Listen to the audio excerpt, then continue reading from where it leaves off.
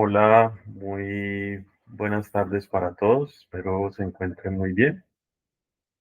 Dando continuidad pues al curso de moral social. A continuación pues voy a presentar la temática que me corresponde a mí. Entonces, la temática que me correspondió a mí habla acerca de las limitaciones en la inclusión de las voces marginadas. Esta presentación está dividida en estas partes. Lo primero es una breve introducción. Después veremos cada uno de los documentos pues, que fueron asignados o de los mensajes. Discurso del Papa Pablo VI ante Naciones Unidas, la encíclica Evangelii Nunciandi del Papa Pablo VI, la exhortación apostólica Familiaris Consortio de San Juan Pablo II y finalmente el discurso del Papa Francisco ante el Congreso de los Estados Unidos en el 2015 para llegar así a las conclusiones. Entonces, sin más preámbulo, iniciemos. La iglesia, pues como digamos este título pues lo indica, ella ha pretendido también en su historia ser la voz de aquellos que han sido excluidos. Y usualmente pues son excluidos por su situación social, por su situación pues económica.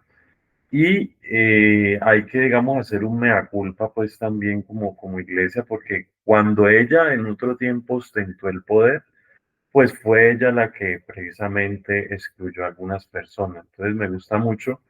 El Papa Francisco dice, quiero una iglesia pobre para los pobres. Y en ese sentido es precisamente los pobres quienes sus voces han sido más excluidas en el discurso pues universal. Y que ella pues quiere, digamos, ser la voz de ellos. Y esto parte pues del mismo evangelio, cuando el Señor pues lo dice, todo lo que hiciste con uno de estos mis pequeños, conmigo lo hiciste. Es decir, que el Señor también se identifica o es la voz de aquellos que han sido excluidos. Varios de los mensajes de los diferentes papas han querido ser la voz de los excluidos. Si bien actualmente en el mundo siguen existiendo miles de personas desamparadas, no escuchadas, la Iglesia no renuncia a su esfuerzo de acoger a todos los hombres en su rol de madre, como se verá a continuación. Entonces, comencemos. El discurso del Papa Pablo VI ante las Naciones Unidas en 1965 va a tener diferentes, pues analizamos el contexto de manera pues general y ahí está pues lo social, lo cultural, lo político, lo económico. Entonces, en primer lugar, la división geopolítica de los países. Estamos en momentos de alta tensión en la Guerra Fría. Se vive la crisis de los misiles pues por allá en Cuba. Entonces, si se va nuevamente pues a aprender la situación o la realidad, Unión Soviética, Estados Unidos, ¿sí? Pero eso genera una división entre los otros países. Por ejemplo, hablamos de una división geopolítica, a nivel político, quienes apoyan la Unión Soviética y quienes apoyan pues a Estados Unidos. Ahí pues por esa época se da la construcción del muro de Berlín. Es decir, que hablamos de una sociedad también dividida, ¿sí? Una carrera pues espacial marcada pues por precisamente la Guerra Fría. Entonces, si bien, digamos, se silencian los ataques, las guerras, siempre es a nivel económico quién va a sobresalir sobre el otro y a nivel pues tecnológico lo mismo. Eh, Esta época pues también conoció el asesinato del presidente John F. Kennedy, revoluciones sociales y armadas en varios países, precisamente a nivel, digamos, esto pues la parte pues cultural y social, frente a las guerras, frente a las revoluciones, entonces emana pues la cultura hippie o la cultura pues del amor y de la paz, entonces empieza pues toda también una liberación sexual y también pues de la droga, la marihuana, siempre pues pidiendo la gente pues como la reconciliación y la paz. Y se celebra la última fase del Concilio Vaticano II, siempre buscando una iglesia renovada. Todo eso desde el ámbito pues, religioso. Apuntes importantes del discurso, mire lo que se dice. Pretendemos ser la voz de los pobres, desheredados y desventurados que claman justicia, vida digna, libertad y progreso. ¿Sí? ¿Qué dice el Papa Pablo VI? Las relaciones entre los países deben regularse por el derecho, la justicia y la razón y no por la fuerza, la arrogancia, la violencia y la guerra, y ni siquiera el miedo y el engaño. Eso era lo que estaba pasando pues en aquel entonces. Entonces ahí donde hablamos de esa propuesta pues de las voces excluidas, en primer lugar, los pobres y las personas que sufren las consecuencias de la guerra. Le dice a las Naciones Unidas, su vocación es fraternizar no a algunos pueblos, sino a todos los pueblos, porque eso era lo que estaba pasando. Se excluyen algunos, no, Naciones Unidas tiene que tenerlos a todos. Nunca más la guerra, nunca más la guerra, Babi lo repite, es la paz la que debe guiar el destino de los pueblos. El camino hacia la paz está marcado por el desarme. Entonces se hablaba también de una carrera armamentista de los países, entonces como una forma de mostrar pues la soberanía, como ustedes ven ahí las imágenes. No basta alimentar a los que tienen hambre, es necesario además asegurar a todo hombre una vida conforme a su dignidad. Es la dignidad humana, inmersa en los principios de la doctrina social de la Iglesia, que también es uno de los temas que se nos pide pues una pregunta a responder. El verdadero peligro está en el hombre que dispone de instrumentos cada vez más poderosos, capaces de llevar tanto a la ruina como a las más altas conquistas. La confrontación de este mensaje con el contexto o con la apuesta que se da. Entonces, frente a la Guerra Fría de la Unión Soviética y Estados Unidos, países a favor y en contra, del uno como el otro, todo se divide. Y frente al contexto de las guerras y los conflictos, se dice no a la guerra y sí a la paz. Con la exigencia de la paz, el Papa invita a trabajar por la justicia, la vida digna, la libertad y el progreso, que no se convierta en beneficio para algunos y desgracia para la mayoría que se sienten excluidos, sus voces no son escuchadas. Ahora, con relación a la doctrina social de la Iglesia, hay algunos ejemplos actuales sobre los temas tratados. Hablamos de un discurso que se dio en 1965 y vemos cómo avanzó o cómo retrocedió pues, la situación. El discurso del Papa Pablo VI en cuanto a doctrina social de la Iglesia, pues tiene principio de la dignidad del ser humano, la búsqueda de la paz y la justicia en relación con los excluidos y marginados. Y si bien es cierto que el final de la Guerra Fría se asumió más o menos en 1989, todavía continúa la lucha por el poder político y económico, ahora no solo entre Rusia y Estados Unidos, sino que también entran China, países de la Unión Europea. Y en cuanto a las guerras y la búsqueda de la paz, hoy se habla de una tercera guerra mundial por partes, según las palabras del Papa Francisco. Es decir, que avances en ese sentido, parece que vamos es en retroceso. Con respecto pues a la Evangelii Nuncianti y la Familiaris Consorcio, como están tan juntas, digamos que llevan 6 años de diferencia, abarca toda la cuestión pues de los años 70. He querido contextualizarlas ambas allí, en eso, porque el contexto es el mismo en ellas. Entonces, por ejemplo, en cuanto a las cuestiones políticas, continúa la guerra en Vietnam, ya va conociendo, digamos, su caso, pero nos deja unas imágenes como la niña de Napalm. El Napalm, pues, se utilizó un explosivo y un agente, pues, bastante duro. De allí, pues, que se empiezan, pues, a moderar qué tipo de sustancias o qué tipo de armamentos se usaba en la guerra, porque era una manera, pues, muy horrible de matar a la gente. Entonces, eso nos dejó esa imagen. El escándalo de Watergate, renuncia el presidente Richard Nixon, el primer presidente a renunciar, precisamente porque se destapa el Watergate y que era un gobierno que utilizaba pues todos sus medios para callar a la oposición y perseguir. Conflicto árabe-israelí, un conflicto pues que todavía hoy seguimos viendo. Terrorismo de los grupos de extrema izquierda también se presenta. Entonces ahí vienen los golpes de Estado en Chile y en Argentina, dictaduras latinoamericanas, la legalización del aborto en los Estados Unidos en 1973, la revolución sexual comenzada en los 60 llega a un máximo punto.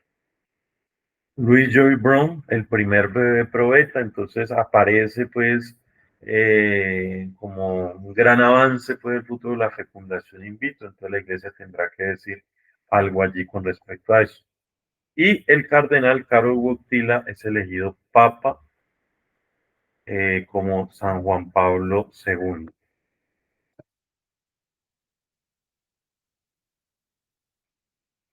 como San Juan Pablo II. Entonces, continuamos aquí. Entonces, la Evangelii Nuncianti de Pablo VI, algunos aspectos importantes, ¿qué es lo que se pretende? Renovar a la humanidad. Se pretende renovar a la humanidad en estructuras que políticas, sociales, económicas, más humanas, menos opresivas, avasalladoras. Entonces, por ejemplo, el numeral 29 nos va a decir que la evangelización lleva consigo un mensaje explícito adaptado a las diversas situaciones que se están viendo. Es decir, la evangelización tiene que adentrarse en ese contexto que se ve. Derechos y deberes de toda persona humana sobre la vida familiar, sin la cual apenas es posible el progreso de la persona. La vida comunitaria en la sociedad, la vida internacional y otra vez la paz, la justicia y el desarrollo. Aquí también pues se nos dice, la iglesia en numeral 37 no puede aceptar la violencia y sobre todo la fuerza de las armas. Esto es como un mensaje un poco dirigido a Latinoamérica y de hecho él cita un mensaje pues que lo dijo en Colombia, ¿no? No poner la confianza en la violencia ni en la revolución. Entonces, ¿por qué? Porque era una revolución que estaba marcada por las armas, teología de la liberación, pero marcada por las armas. Entonces debemos decir y reafirmar que la violencia no es ni cristiana ni evangélica y que los cambios bruscos o violentos de las estructuras serán engañosos. Siempre conducen también a otra realidad más complicada. ¿Qué se pedía allí? Testimonio de vida, predicación viva y entrar en contacto personal con el otro.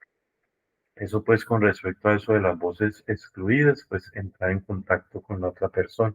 La iglesia se siente responsable de todos los pueblos, toda la iglesia entera es misionera y debe ser movida por el amor. Ahora, frente al contexto, el documento destaca nuevamente la necesidad de renovar la humanidad en estructuras políticas, sociales y económicas. La búsqueda infatigable de la paz y la justicia. Y por otro lado, frente a la guerra Vietnam, árabe-israelí, los diferentes movimientos revolucionarios en Latinoamérica, el documento es enfático en el no uso de la violencia, una teología de la liberación, pero no de esa manera. ¿Qué destaca este documento de la doctrina social de la Iglesia? La paz como uno de los frutos de la evangelización y desde la solidaridad hecha testimonio se van dando los diferentes cambios en la sociedad, en la solidaridad. La evangelización que permea las esferas políticas, económicas y sociales siempre será un objetivo que hunde sus raíces en el mismo evangelio, en la persona de Jesús. Poco a poco la iglesia gana campo en las diferentes esferas, quizá no tanto como aquella que impone, sino más bien la que propone caminos de reconciliación, solidaridad y justicia desde la palabra. Ahora, en la Familiaris Consorcio, pues hablamos de un tema donde se resalta la dignidad de la familia y la familia precisamente constituida por un hombre y una mujer. ¿Por qué? Porque en este contexto, miren que en los 70 entonces se da toda la revolución sexual, entonces los primeros pasos del movimiento LGTBIQ+, ya entonces esto que va a desencadenar, entonces los hijos se ven pues como algo pues con lo que se puede manipular, ahí está la fecundación in vitro, o algo que se rechaza porque simplemente quita la libertad pues a los pobres.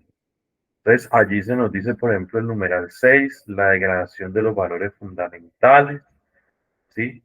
La relación pues entre padres e hijos, las dificultades en la transmisión de los valores de una generación a la otra, un número mayor de divorcios, la plaga del aborto, y eso lo define así, la esterilización, la mentalidad pues anticonceptiva, también pues una de las cosas pues a afrontar, ¿no?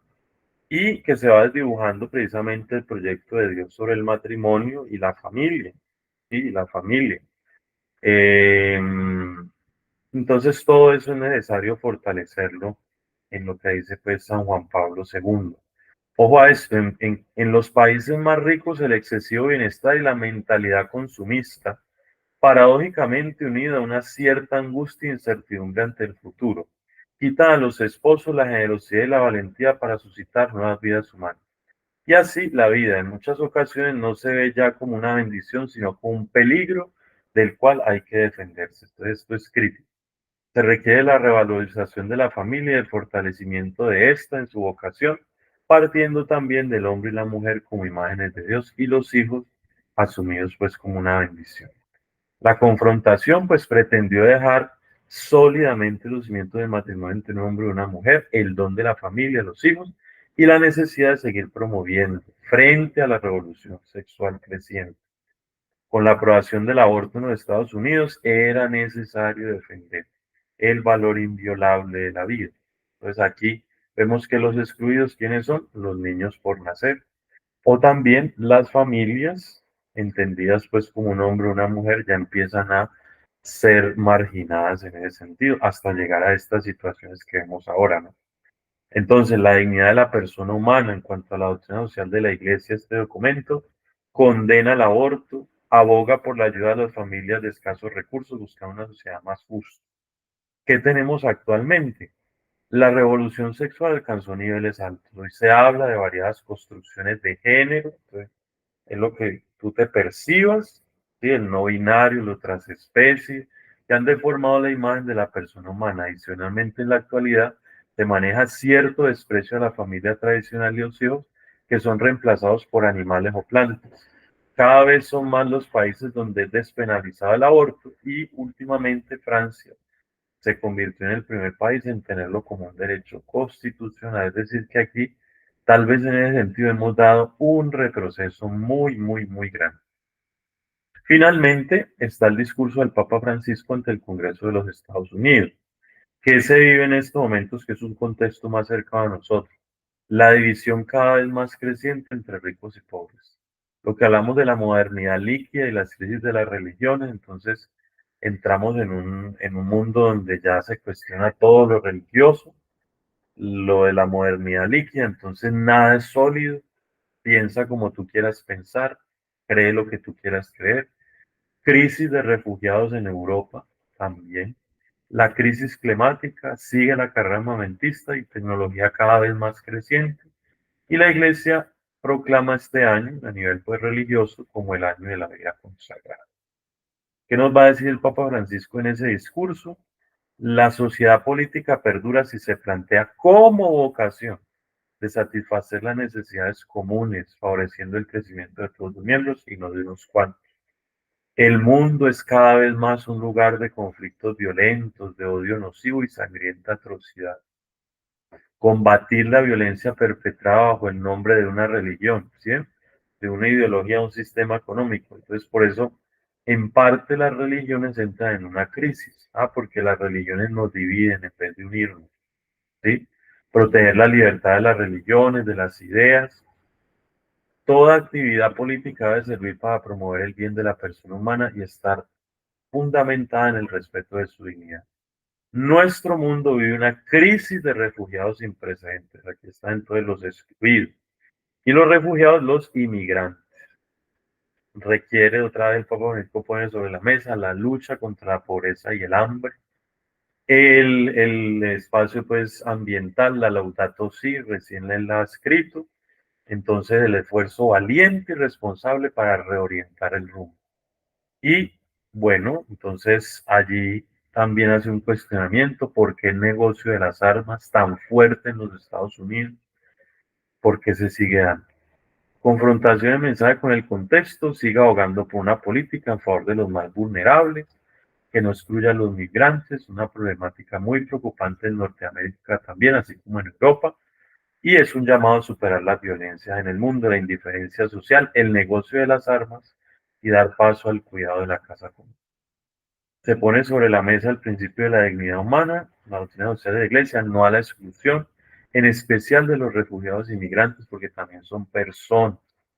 Se plantea la necesidad de una política que no se deje dominar por la economía y trabaje en favor de todos y en especial de los más vulnerables. Y pues por la casa común, obviamente, la no violencia y la paz constante en su discurso.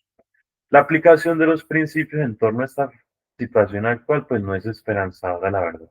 Estados Unidos sigue promoviendo el negocio de las armas, que internamente ha dado cientos de muertos en tiroteos. La desigualdad económica se hizo más fuerte incluso después de la pandemia. Y en cuanto al cuidado del medio ambiente, pues cada vez más se alcanzan unos puntos muy críticos. Como conclusiones, a lo largo de la historia de la humanidad, numerosas voces han sido excluidas y de manera especial la de las personas más desfavorecidas.